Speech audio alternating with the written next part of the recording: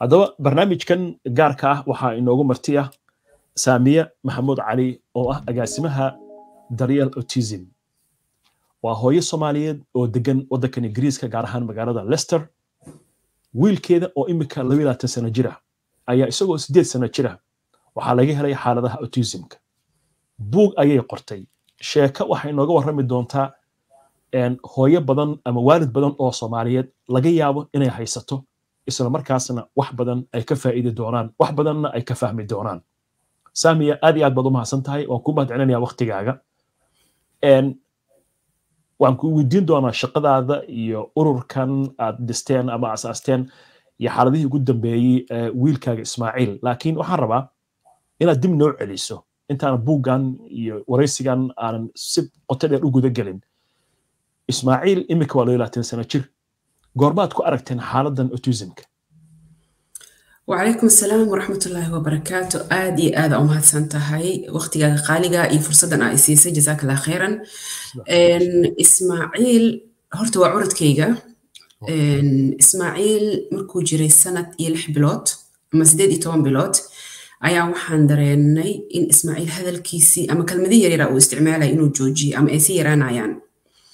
حيلغاس إسماعيل وحو رشي 2000 so حيلغاس وحي هي 2021 almost 2002 استغفر الله وحبنا كما أقونا أوتيزم ولي ما أركن ولي ما مقلن وحي ugu horeyaan sameeyay waxay ahayd waxa jirtay dad caafimaadka carruurta la socda iyo koriinkooda oo wadankan Ingiriiska loo tago health visitor iyo waxa la yiraahdo gabadhii caafimaadka la socotay maxaan ku dhahay Ismaaciil aan u tagay anoo ka walwalsan hadalkan cunugi uu joojiyo uusan hadlaynin uusan hooyay aaba iyo isii idaa waxba uusan lahayn marka u tagan u sheegay walwalkaygu waxa ugu horeeyay ugu tiraada wuxuu ahaa waxba ma aha waska caadi u hadli doonaa waa soo noqday arrintii way ii xogaa way ii cuntami weysay noqnoqoshadii aan badiyay markii dambe adiga dadkii dhaqaatiirta ama caafimaadka ka shaqeynaya waxaan ku qanciyay inay baaritaan noo bilaabaan maan ogeyn waxaan baarayo laakiin waxa kaliya oo walwalsanaa muxuusan la hadlayno hadalka u joojiyay wixii ugu horeeyay la sameeyo la baaro waxay dhagax in laga baaray oo waxay u maleynayeen inuusan macnaha xagga maqalka uusan waxba maqlaynin markasta ilaa hadeertaan xataa la joogo oo hadda 2023 lagu jiro ilmaha markii laga walwalsan yahay talaabada ugu horeysay dhaqaatiirta ama dadka caafimaadka ay qaadaan waxa weeyaan dhagax in carruurta laga baaro dhagiya laga soo baaray waxa la soo gaaday dhagiisa inay wax qabin marka wuxuu yiraahdaa xumaha uu iska hadli doonaa xilligaas 2002 sida hadda loo fahansan yahay 2003 heerka hadda autism laga fahansan yahay ama sida loo yaqaan ama sida hadda adduunka dhan ay uga warhayaan xilligaas loogama warhaynin dadka dhaqaatiirta waxay ku qaadatay muddo 6 sano ah Ismaaciil inay yiraahdaan wuxuu la nool yahay xaaladda autism maalintii la ii sheegay Ismaaciil inuu leeyahay autism waxaan u maleynaynay maalmaha balamaha caadiga ah 3 biloodba marba balana loo sameyn jiray waas ka tagi jirnay maalintaas maan sugaynin in la isiin doono jawaab because sababtoo ah markastoo jawaab weydii waxay dhihi jireen ma rabno inaan magac u bixino ma rabno inaan label gareyno ma rabno inaan nidhaahno wax weli baaritaana ku socdo sug marka waalid tahay oo aad walwalsan tahayna waxaa rabtaa jawaab degdeg ah marka 6 sano ku qaadatay dhaqaatiirtii inay yiraahdaan waxa weeyaan autism marka kalmadii ugu horeysan ku yiraahdo waxay ahayd okay hadduu autism yahay maxaan samayn karnaa macnaha daawadii iyo wixii la samayn lahaa aaway marka waan xasuustaa gabadha dhakhtarada kalmadeeda waxay igu tiraahday waxa weeyaan lifelong disability actually kalmada ay isticmaalto waxay ahayd he will suffer lifelong disability macnaha noloshiisa wuxuu la dhibaataysanaan doonaa disability wax aad ka qaban kartidna aysan jirin yani dad wax noqon doona dadka baahiyaha gaarka qaba waa gartay waxaan rabaa inaad wax yar ii dul istaagto waxaad tiri markii sanad iyo 6 bil uu joogaan dareemay inuusan hadlayn markii hore hadal ma bilaabay mise waxaad ka wadaa 1 sano iyo 6 bil markuu soo gaaray oo aan hadal uusan hadlayn hadal ku joojiyaa tiri markii hore miyuu hadlayay هذا لا يريد لها سيد هويو أبو مقعي إنه أنا يجو يرو أبيس مقعي سوي يرو يراهدو محقره إسي إدا طبعا بلاد نهرتو كسعودي سنة مركو جري دلشيدي سوق ريسو عرفت 6 سنة أفرت سنة جري أيو الأردن إلى عياراي مرة كلمة يريرا أو أها إسي إدا يهويو أبو وحيابها سوجوجي kelmadahaas uu joojiyey sidee sano jiray markaas xaaladan lagu sheegay bal waxaad tusaale ka siisaa ama u fasirtaa qofka aan aqoon xaaladan gaarka autismka ee carruurta la soo darista hooyana waa tahay marka xaaladda ay kuu sheegtay inuu la dhibtoon doono noloshiisa inta ka dhiman maxaa ka mid ahaa maxaad la kulantay marka adigu aniga horta maxaan ku rahdaye waxaan baahida gaarkaa la yirahda maba aqooninba mana maqlin mana aqoonin kalmadda disabilityna waxaan u aqaanay bas qof curyaan ah oo ama kursi ku fadhiyo ama maaragtay qof sariir saaran fahamkayga ilaa intaas bas u taagnaa waa fahamka aynu ka haysano qof naafa ah oo kale markaan garaacno qof naafa ah bas wax kale oo aan fahamsana ama aan aqaanay ma jirin weligeena maan arkin marka igu tiraahday ilmahaaga macnaha waa maxaan ku rahdaa wuxuu la dhibaatoon doonaa disability ilmihii yaraan aan fiirina uu yahay ilmo yaroo iska ciyaarayo carcararayo labada kalmadood ayaa isku qaban weysay macnaha fahamkii aan ka haystay disabilityga iyo ilmihaygaan socday cararayo ciyaarayo ee igu leedahay weliba wuu la dhibaatoon doonaa iyo dhibaato anuun u jeedin oo ah hadal bas inuu ka maqan yahay haddaan waalidiin Soomaaliyeed nahayna waa dhibka ugu weyn ee na haysta oo inta badan dibdhac u keena xataa ilmaheen inaan u raadino caawinaad ku habboon waxaa naga dhacsan ilmaha hadal bas inuu yahay laakiin autism hadal uu ka weyn yahay meelo badan ayuu ilmaha ka saameeyaa hadalka waa calaamad ka mid ah calaamadaha autism ilmo waxaa jira hadla oo haddana autism la nool ilmo waxaa jira maxaan ku rahdaye waxbarashadooda aad ay u fiican tahay heer sare ka gaara haddana autism ah autism hadal bas kuma xirna laakiin xilligaas aniga fahamkaygu wuxuu ku ekaa intaas waa qaadan waayey kelmadii dhakhtarada ii sheegtay aad ayaan uga murgay guriga xataa saan ku imaada ma aqaano markaan kasoo tagnay golihii macnaha dhakhtarada isbitaalka markaan kasoo tagay ilaa guriga si aan ku imaada ma aqaano maskaxdii wuxuu kusoo noqnoqonayay lifelong disability wuxuu la dhibaatoon doonaa noloshii mustaqbalkii riyooyinkii wixii rajadii aan ugu riyoonayay wiilkayga daaqadii ka baxday wax kaloo aan ka tusaale qaatana maan haysanin oon dhahay okay macnaa waxba kama halaabi doonaanoo qofkaasoo kale noqon doonaa maan aqoonin maana haysanin waa iska diiday inaan yeelo hadalkeeda waxaan isku dayay inaan raadsado maxaan ku dhahaa dhakhtar kaleeto oo private ah dhakhtarkii private ka ahaa u sameeyay haddana baaritaan kaleeto intii oo kaleeto asagana nagu yiraahday wiilkaaga wuxuu la nool yahay severe autism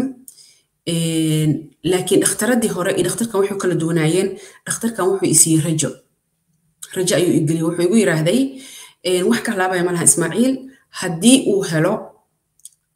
caawinaada ku habboon idinkana aad la shaqaysaan uuna helo dad la shaqeeyo wax ka halaabaya nolosha malaha wax uu baran karaa noloshana waa uu noolaan karaa macnaha lama dhibaatoon doono maxaan ku dhahaa autism marka dhakhtarkii labaad ee aan u tegey ayaa maxaan ku dhahaa informationkiisa iyo sidii uu wax iigu sheegay ayaa wax yar iga bedelay ama iga yareeyay walwalkii faraha badnaa ee aan ku sugnaa xaaladda xilligaas waa gartay waaya waan u imaan doonaa waana sababta aad ugu magac dartay buuggaaga rajada waaya waan usoo laaban doonaa waayahay waxa aad ii soo jiitay runtii darana igu yeeshay ereyga aad isticmaashay oo ah ma jirin dad kale oo aan ogaa oo aan dhihi karnay gabar heblaayo ama ciddaas baad ilmahaas qabtaa ama leh ama wiilkaas baa xaaladaasoo kale ku sugan ama gabadhaasoo kale ku sugan marka wax ku cusub bay ahayd qoys kasta oo Soomaaliyeed waa arrintan dareemi karo waaya muddo kadib rafaad kasta ha noqoto adiga iyo Hashim Ducaale oo runtii saaxiibkayo aad u aqaan maasha Allah aaba fiican dadaal badana waa dadaasheen xaaladda marka maxaa iska bedelay marka laga tago in arrintan la yiri waa arrin Ismaaciil noloshiisa inta ka dhiman uu la dhibaatoon doono maxaa hadda marka xaaladiisu ku sugan tahay Ismaaciil waxaan qoslayaa farxad alxamdulilah Ismaaciil hadda xaaladiisa hadda meesha aan kala soo hadlay waa Ismaaciil gurigiisa uu degan yahay asaga Ismaaciil hadda wuxuu ku nool yahay nolol aad u farxad badan alxamdulilah haddii aan ogaan lahaa mustaqbalka inuu saan noqonayo hurdo la'aan badanaa macnaha ii safe garoobi lahayd alxamdulilah Ismaaciil hadda waa 22 sano jira kaligiisuu guri degan yahay maxaan ku rahdaa Ismaaciil markuu jiray horta waxyaabo waxaan rabaa hal mid inaan ku istaago oo ah ilmaha markay yar yihiin oo lagu diagnose garay autism waxa ugu horeeya oo waalid haddaan nahay nala gudboon ayaa waxay tahay wax la yiraahdo early intervention. Autism waa xaalad ilaa iyo hadda wixii keenay waa la isku haystaa weli. daawona ma lahan, laakiin waxaa la isku wada raacay research ha noqoto. Ismaaciil ayaa ka ah tusaale ka ah, ilmo fara badanaa tusaale ka ah. Ilmaha markii lagu dadaalay inta ay yar yihiin ay helaan early intervention. Early interventionka waa maxay? Waa dad professional ah oo different therapy u sameynayo. Waxaa ka mid ah speech and language therapist, waxaa ka mid ah occupational therapy. Marka ilmaha markuu helo caawinaadaas, uu helo iskuul ku habboonaa, caawimaad xilli hore ah, caawimaad degdeg ah oo xilli hore ah. Ilmaha uu ka yar yahay, caawinaada markuu ka hor helo, nolosha mustaqbalkiisa uu ka duwan yahay ilmaha kaleeto. waalidiintana aysan ku haleynin dadka professionalka bas, oo ay ka bartaan dadka professionalka ayagina ee ilmihii guriga kula shaqeeyaan. Ilmahaas isbedel weyn ayaa ku yimaada noloshooda. Ismaaciil hadda 22 sano jira, darisaan nahay, gurigeena waa isku dhownahay. waxaa u shaqeeya Ismaaciil dadkan la yiraahdo support workerska oo macnaha u yimaada oo la joogo. hase ahaatee Ismaaciil noloshiisa 80% ilaa 90% aan dhihi karaa uu isku filan yahay. haddee noqoto xagga noloshiisa inuu asaga isdabro, ama ha noqoto qubayskiisa, labiskiisa, wixiisa danihiisa oo dhan asaa samaysto, raashinkiisa asaa karsado, gurigiisa asaa hagaagsado ilaa iyo xad. dadkaas waxay ugu shaqeeyaan waxaa weeyaan in ay u noqdaan maxaan ku rahdaa dad haddii uu dadka la hadlayo kale, because hadalkiisa weli aad ayuu u yaryahay, weli waa xadidan yahay. maxaan ku rahdaa habla dhaqanka dadkana weli ma yaqaano. lacagta qiimaheedana ma yaqaan. soo markuu suuqa aado rabo inuu wax soo gato kale waa inuu qof la socdaa. haddii qof guriga u yimaado, maxaan ku rahdaa uusan garanayn oo kale, safetygiisa dartiis waa inuu qof la joogaa. laakiin intaas markii laga soo reebo, Ismaaciil hadda wuxuu taagan yahay alxamdulilah isku filnaansho ilaa heer ah. college u qalma Ismaaciil ama baahidiisa buuxin karo waa ka weynay magaalada aan degannahay iyo agaarkeeda. aniga ayaa waxaa u sameeyo home schooling. alxamdulilah program ayaan helnay oo home school loogu sameeyo. ilaa iyo hadda Ismaaciil asoo jiro 22 sano, weli waxaa u timaada gabar ka caawisa xagga hadalka iyo communicationka oo speech and language ah. ilmaha inay communication sameeyaan ama baahidooda ay soo gudbiyaan ama fariintooda ay soo gudbiyaan kuma xirna inay afkooda ay ka hadlaan. habab badan oo waxaa jirto ilmaha loo tababaro ay ku soo gudbin karaan baahidooda, codsigooda ku sheegan karaan. marka ilaa iyo hadda waxaa la shaqeeyaan speech and language therapist. marka alxamdulilah ka caawiyo hadalka. waa gartay. adiguna waxaad u samaysaa waxbarashada guriga. waa gartay. waa hagaag. maxay ahay marka waxa kuugu darnaa xanuunkan? yaan dhihin xanuun, xaaladan way kugu cusbayd, waalidiin badanna oo Soomaaliyeed maysan aqoonin. waa arrin aan inta badan la kulmo sheekooyinka caynkaas oo kale. waxa marka kuugu darnaa oo adiga iyo Haashim aabi iyo hooyo ah idinkugu darnaa maxay ahaayeen oo la kulmayseen? arrimaha noogu darnaa waxaa ka mid ah, horta markaa waalid tahay aad haysatid ilmaha autismka ama ilmaha baahida gaarka la nool, waxaad noqonaysaa waa ka takoorantaa mujtamaca intiisa kale. sababaha uga takoorantaa mujtamaca intiisa kale waxay tahay wax ku fahmaya ma laha. waxaa ku dheer ayagoon ku fahmayn, hadda isku dayd inaad ku fahansiisid xataa adaa lagu saarayaa sababta. waxaa lagu leeyahay haddaa sidaas samayn lahayd cunugaaga saas ma noqdeen. haddaa la sheekaysan lahayd wuu hadli lahaa. haddaa saan samayn lahayd saan samee. dad ayagiiba aanan waxba ka aqoon ama haysanin ilmo baahida gaarkaa leh ama la soo shaqaynin, maantana adaa lagu blame garaynayaa. guryihii dadka ehelka ama asxaabtii ama wixii markaad tid cunugaagii waxaad dareemaysaa inuunan ka yeelaynin soo dhaweyn. taas waxay keenaysaa adigii waalid ahaan inaad dadkii ka baxdid oo aad markasta noqotid qof ku kooban gurigiisii iyo dad aad u kooban, dad aad u yar. oo mujtamac intiisa kale aad ka takooran tahay oo gooni ka joogtid. waxaana keenayo ma aha dadka inay dadka ilmihii ay necab yihiin, ma fahansana. fahan la'aanta keenayso. adigana maanta dhan qof aanan rabin inuu kula fahmo wax ama kula shaqeeyo ama ilmahaaga aan dareensiinin kalgacayl iyo soo dhaweyn, maanta dhama geyn kartid. waxaa noo dheer haddaana waalidka ilmaha baahida gaarka haysto, ilmahaas baahida gaarka mahana ilmo kala haysanaa. so hal cunug kaliya kuma koobanin oo ilmo kaleetaana sugaayo. mas-uuliyaddu way ballaaran tahay. mujtamacii markay na takooraan ama ay magacyo noogu yeeraan, waxaa ka mid ah caqabadda aniga personal aan la kulmay magaceygii saamiyaha inuu baaba'ay oo aan noqday gabadha wiilka xanuunsan haysato.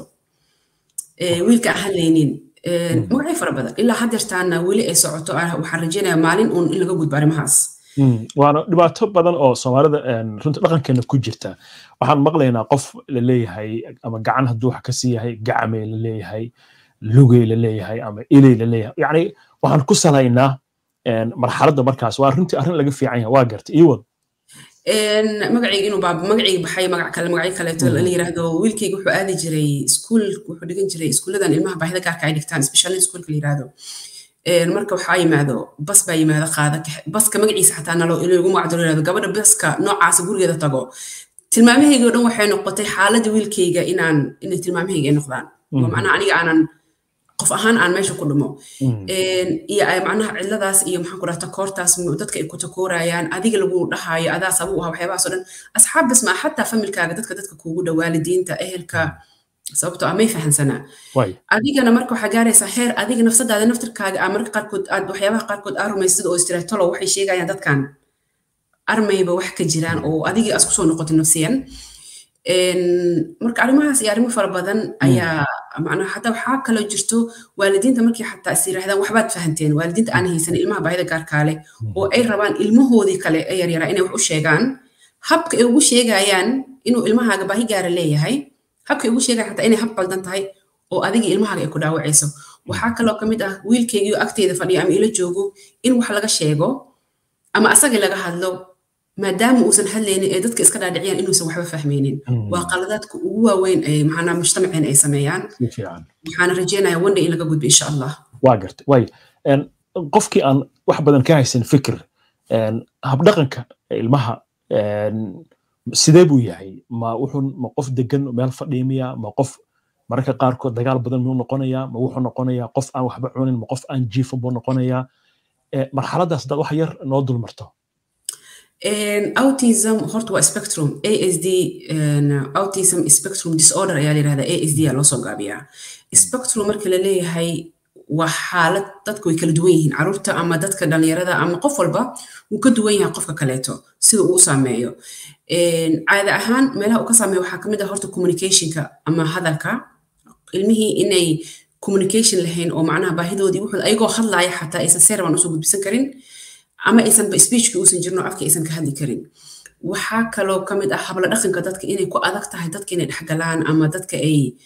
la dhaqmaan waa dad ama ilmo jecel inay markasta gooni ahaadaan xataa ilmaha kale markay la ciyaarayaan ma jecel inay ilmo la ciyaaraan waxay jecel yihiin goonidooda inay gooni u ciyaaraan kalmadda autism markeed horena waxaa la yirahdaa waxay ka timaaday Greek oo macnaheedu waxay tahay qof isku filan autosufficient ayaa lagu macneeyaa oo macnaha waa qof isku filan u baahnayn qof kale inuu la sheekaysto ama qof kale dhexgalo ama qof kale dhaqmo oo asaab isku filan oo isku mashquulsan ilmaha qaarkood waxaa usii dheer marka ayagoo macnaha xaaladda autism haysto ayaa ilmaha qaarkood waxaa usii dheer xaalado kaleeto ama maxaan ku rahdaa illness kaleeto qaarkood waxay leeyihiin hal diagnose wax ka badan ama autism wax ka badan ayay leeyihiin waxaa jira caruurta qaarkood ayagoo maxaa autism ah inay leeyihiin waxaa la yiraahdo sensory issues oo ah qaarkood inuu iftiinka dhibaayo ama buuqa faraha badan lagu dhibaayo ama maxaan ku rahdaa waxyaabaha carafta iyo urta iyo waxyaabaha inay dhibayso cuntooyinka qaarkood inaysan cuni karin oo ay dhibayaan because of dareenkooda sensorygooda qaarkoodna ku badan qaarkoodna ku yar markii ilmihii sensoryga uu ku badan yaho kaleeto haddaan tusaale usoo qaatay ilmaha qaarkood oo sensorygooda ama dareenka dhagaha aad ugu badan yahay oo aad u dhungul yihiin dhagahooda markii meel buuqa la geeyo calaamadaha lagu yaqaano waxay tahay dhagaha inay gacmaha saartaan waxaad arkaysaa cunugiyo gacmaha dhagaha daboola because wuxuu iska rabaa inuu iska xiro buuqa banaanka ayaa aad ugu badan marka dadka experta ka sheekeynaya waxay yiraahdaan adoo lasoo qaada microphone oo dhagta lagaa saaro lagaaga qaylinayo sida dareemi lahayd si lamid ah ama ka badan ayay dareemayaan qaarkood waxaa dhibaayo iftiinka faraha badan qaarkood waxaa dhibaayo dharka qaarkood dhibaayo dharka labelka ku yaala qaarkood dhibaayo marka sensory issue la yiraahdaa sensory overload oo waxyaabahaas oo kale marka autismka ayaa waxa u dheer qaarkood sensorygaas calaamadahaas lagu arkaa calaamadaha autism cunug walba cunuga kale uu ka duwan yahay calaamadaha waxaa iska jira basic ah sida ilmaha inuusan indhahaaga fiirin karin oo kaleeto uu rabo inuu gees fiiriyo ama kusoo fiirinaynin waxaa ka mid ah magaciisa marka ugu yarto inuusan kusoo jeesanayn magaciisa aqoonin waxaa laga yaabaa qaarkood inay iska daba wareegsanaan intay hal meel istaagaan ay wareegsadaan way badan yihiin calaamadaha laakiin macnaheeda ma aha cunuga calaamadahaas iyo wax lamid hadduusan lahayn inuusan lahayn autism because spectrumka meesha uu ka taagan yahay ku xiran tahay runtii waa mawduuc aad u ballaaran hal barnaamij laguma soo koobi karo rajadii aad lahayd oo imika muuqatay inaad igala hadlaysid gurigii Ismaaciil isna kaligiis imika uu degan yahay inkastoo daruufo ay jiraan laakiin alxamdulillah hadda haduuba yani qof meel degan maanta uu yahay buug baad qortay marka aad ku salaysay arrintaasi rajadii aad lahayd buug aad u bixisay lifeline isla markaasna waxaan u malaynayaa waxaa raacsan Soomaali ahaan haddaan iraahdo sheekada hooyada ee rajada waa Mother's Story of Hope maxaa marka kugu kalifay waan ku weydiin doonaa Daryeel Autism ururka laakiin maxaa kugu kalifay inaad buuggan qorto marka buuggan waxaa igu kalifay inaan qoro sanadka markuu ahaa 2019 dhamaadkii 2018 Ismaaciil waxaa isbedelay rutiinkiisa ama noloshiisii wuxuu ahaa nin subaxii soo kacay isku diyaar iskuul aada ka soo noqda iskuulkii dhamaaday waxay ahayd ugu weynaaday inuu aado college marka ilmaha autism-ka leh badankood isbedbedelka nolosha uu dhibaa haddii aanan loo sii diyaarinin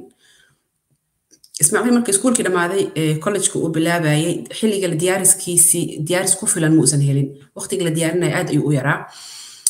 wuu la qabsan waayay marka inuu college-ka dhigto college-kana muusan ahayn college baahidiisa buuxin karo ayadoo xaaladaas lagu jiro aan ku jirno oon isku dayayno college-kii Ismaaciil inaan isbarno isfahansiino ayaa haddana waxaa sii dhacday covid oo adduunkii oo dhan ayaa waxaa lagu xiray go'aan lagu gaaray saacado gudihiis adduunkii oo dhan soo xirmay oo waxay noqotay guri in lagu xirnaado isbedelkaas haddana labaad asoo kii hore wiil aan la qabsanin ayaa isbedelkaas labaad haddana Ismaaciil waxay ku noqotay caqabad aad u ballaaran uu la qabsan waayo wuxuu gaaray heer uu ka go'o raashinkii hurdadii noloshiisii oo dhan ay isbedesho adiga sheekadaas aad ay u dheer tahay xoogaana buug waa kaga taataabtay markaan ka soo gudubnay oo alxamdulillah aan soo gaarsiin Ismaaciil heer uu macnaha deganaashadiisa u soo noqotay noloshiisa nolol maalmeedkiisa soo noqday uu gaaray heer haddana noloshiisa uu hore u socdo ayaan intaan ku jiray maxaan ku dhahay xaaladaas aan waxaan la kulmay waalidiin sida anaga ku jirno kale ku jiro haddana ka baqanaya inay caawinaad weydiistaan meeshii caawinaad ku habboonayd hadday noqon lahayd dadka waddankan joogay dadka caawiya social workeradoo kaleeto markaas ayaa waxaan go'aansaday inaan bilaabo inaan dadka la qaybsado qisadeena Ismaaciil qisadiisa waxaan isla soo marnay waxaas su'aaliya markay ugu farabatay maadaama hadda mar soo baxdido macnaha aad social media isticmaala tiraahid su'aalaha way badanayaan su'aaliya igu batay marka su'aalihi waxay noqdeen su'aalo isku mid ah markastana soo noqdo waxaan go'aan ku gaaray marka bal inaan buuggan maxaan ku rahdaa lifeline aan sameeyo storyda Ismaaciil anaga iyo heerku maanta u taagan ku soo gaaray aan ku qoro waxyaabihii noo shaqeeyay oo dhan aysan ahayn buug sheeka bas una noqonin ee noqdo buug macluumaad wata waa gartay waxaan la socdaa inaad aad u isticmaasho baraha bulshada gaar ahaan Snapchat-ka maxaa taas kugu kalifay inaad ku samayso barnaamijyada ku saabsan noloshii Ismaaciil xaaladdu ku sugan yahay wuxuu ku sugnaa barnaamijyo ku saabsan autism-ka inaad halkaas ka samayso maxaad uga dan leedahay arrintaas waxaan uga dan leeyahay Ismaaciil markuu yaraa ma aanan helin aniga rajo ma helin ma aanan arkin gabar Soomaaliyeed ama aabba Soomaaliyeed oo dhahaya waa kana wiilkayga intaas soo maray dhibaato ha adkaato nolosha laakiin waxyaabo fiican macnaha ilmahaaga bari karta ama heer gaarsiin karta ma aanan arkin sababta aan u isticmaalayo waxay tahay in aan hooyo Soomaali ama aabba Soomaaliyeed ama ha yaraadaan ilmahooda oo hadda ha lagu soo sheegay inay autism la nool yihiin ama ilmahooda hadday doonaanba ha weynaadaane in aan rajo geliyo inay helaan rajo ay yiraahdaan maxaan ku rahdaa haddii Ismaaciil maanta uu saas u nool yahay cunugeygana wuu noolaan karaa rajadaas ay ahayd mid aan aniga marka Ismaaciil yara aanan helin in aan dareensiiyo inaysan ahayn takoor inaysan ahayn inaan dareensiiyo inaysan wax qalad ayaga ay sameeyeen haba yaraatay aysan jirin inay arkaan gabar Soomaaliyeed wiil Soomaaliyeed oo ilmahooda kaleeta ah aan is absolutely nolosha waa qurux badan tahay is okay alxamdulillah taas ay u qasabtay ما شاء الله waxaan ku soo qori doonaa halkan Snapchat-kaaga si waalidkii Soomaaliyeed ku baahan kula soo xiriiraan talo iyo tusaale 22 sano bacdama imika Ismaaciil uu jiro intaasna aad xaradan ku noqotay qof qabiir ku ah runtii waxaan u maleynayaa dhaqaatiirta qaarkood adaa kaga khibrad badan xaqiiqda markii laga hadlayo adiga iyo saygaaga Hashim waxaad samayseen markaas Daryeel Autism ururkan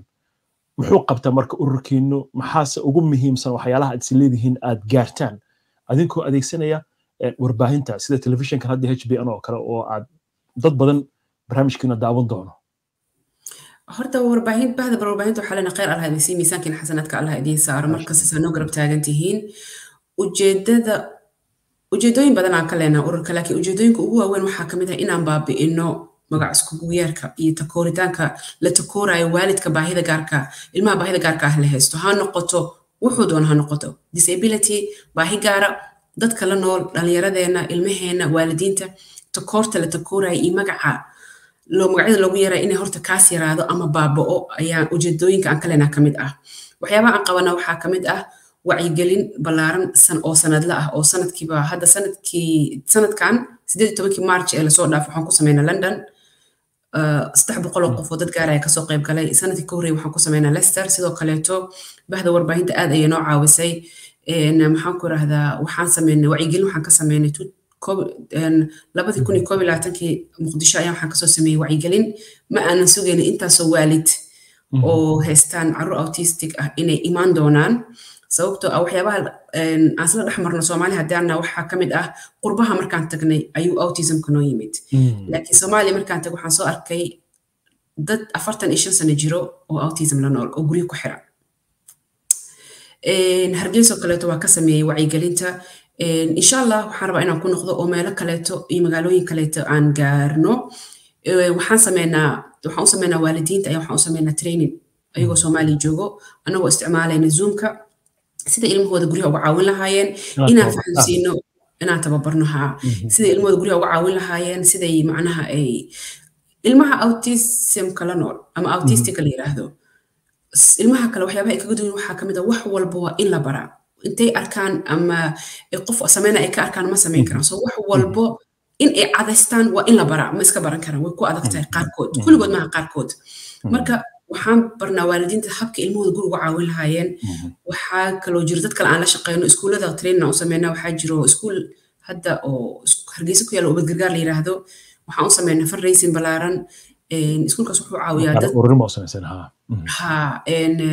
dadka aad u danta yar u caawiyaa iskuulkaas lacagna lagama qaado marka baskiyaa ka halaabay alxamdulillah Soomaali meel kasta joogto khayr Allah sii miisaankood xasanaadka Allah u saaro iskuulkaasoo kale waxaan u iibinay sensory toys aan u dirnay gaari aan u iibinay alxamdulillah codkeenana ma istaago sanadkii markuma eka meel kasto iyo maalin kasto iyo jaanis kasto aan helno waxaan uga faa'iideysanaa kow inaan istigmada baabi'ino waalidiinta waxaan ku dhiirigelinaa in ay dadka professionalka wax ka bartaan ay yihiin furaha horumarka noloshooda waa waalidiinta maasha Allah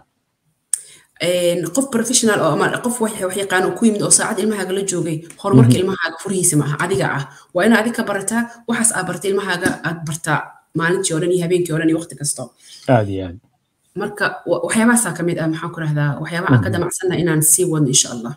waa maasantaa walaashay Saamiya runtii aad iyo aad baan kugu mahad celinayaa waa mawduuc aad u ballaaran laakiin waxaan rajeynayaa barnaamijyadeena inaan sii badin doono